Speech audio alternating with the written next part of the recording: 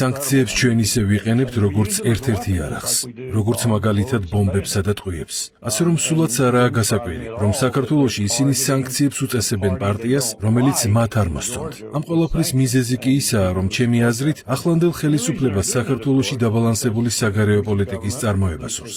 საქართველოს ჩრდილოეთით უზარმაზარი ძალა ესაზღვრება რუსეთის სახით, ხოლო დანარჩენი ორი ნატო და ევროკავშირი დასავლეთით. პირადად ჩემი გადმოსახედიდან, ეს სწორი საგარეო პოლიტიკაა. აუცილებელია დაბალანსებისა და დისტანცირების პოლიტიკა, რადგან ეს არის მიდგომა, რომელსაც საქართველო უპირველეს ყოვლისა გულისხმობს. თუმცა ამერიკის შეერთებული შტატები მოვლენებს ასე არ ხედავს.